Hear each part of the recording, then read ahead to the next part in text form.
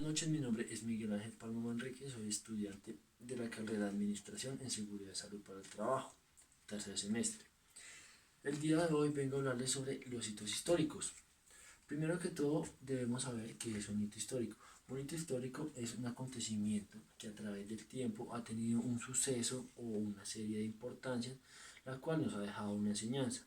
Puede ser un auge en determinada época que nos ha dado una enseñanza, como ya les dije.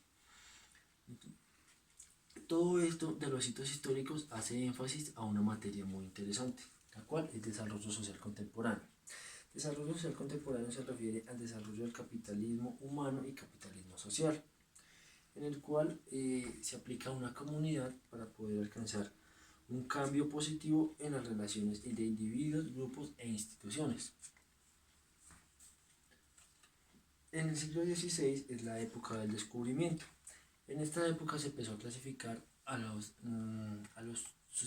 razas como unos seres inferiores o superiores.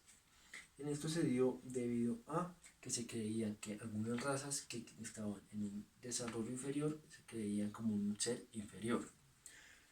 Después de esto debemos hablar del año 1533, donde se dio el Tratado de Tordesillas. ¿En qué consistía este tratado? Consistía en que las grandes monarquías o las monarquías de ese momento, como lo era España y Portugal, y sus grandes periferias, ellos, ¿qué dijeron? Ellos trataban de recopilar la materia prima y los demás productos que se fabricaban en ese momento. Los llevaban a un centro de acopio donde le hacían unas modificaciones y esa serie de modificaciones luego se devolvían a las periferias y eran vendidas a un mayor precio o en su defecto las exportaban a las grandes metrópolis. En el siglo XIX, como podemos ver en la imagen, a los mestizos, indígenas y negros se consideraban razas inferiores o razas atrasadas. ¿Por qué se consideraban así? Porque se evidenciaba que ellos llevaban un proceso de desarrollo mucho más lento o mucho más opaco que las demás razas como eran los españoles y eran los criollos. Por tanto, se consideraron como unas razas inferiores o unas razas atrasadas durante bastante tiempo. En el año 1919 se dio el Tratado de Versalles. El Tratado de Versalles constó de dos etapas.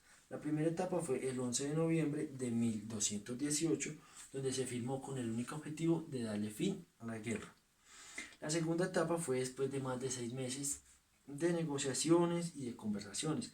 Se dio el 28 de junio de 1919 en el Palacio de Versalles.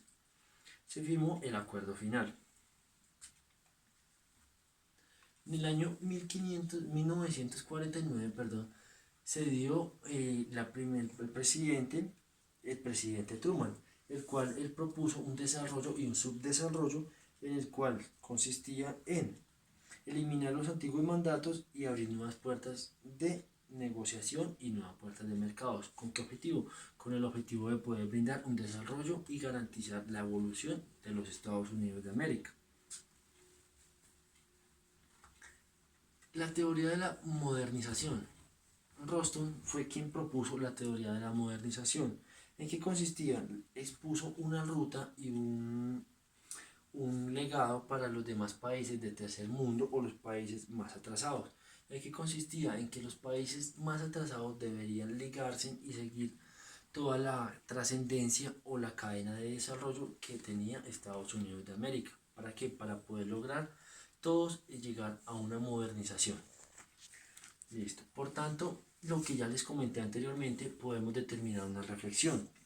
Una reflexión que me llamó bastante la atención es la teoría de la modernización.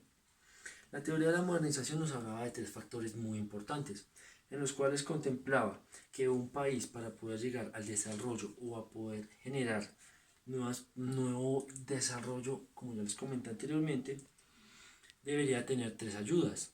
Una ayuda de las más importantes era una ayuda de forma de capital. ¿Listo? Luego de eso tendría que tener una ayuda de forma tecnológica y tenía que tener una experiencia o una asesoría sobre cómo utilizar estos tres factores muy importantes. ¿Listo? Me causa curiosidad el país en el cual vivimos nosotros, Colombia. Es un país en el cual podemos clasificar estos tres aspectos, en los cuales son tecnología, capital y el proceso de experiencia, en los cuales ninguno de estos tres aspectos se ve muy claramente. Podemos determinar que es muy difícil llegar a una modernización, como nos lo decía anteriormente la diapositiva, siempre y cuando no tengamos claro cada uno de los objetivos. Vemos que aquí el capital y la tecnología son bastante escasos. Vivimos en un país donde estamos un poco atrasados con respecto a demás países, como digamos lo del primer mundo. Entonces, ¿qué podemos determinar en esta reflexión? Que Colombia, si no presta atención a estos tres aspectos muy fundamentales, no podrá llegar a una modernización como la queremos en los Estados Unidos de América. Corte.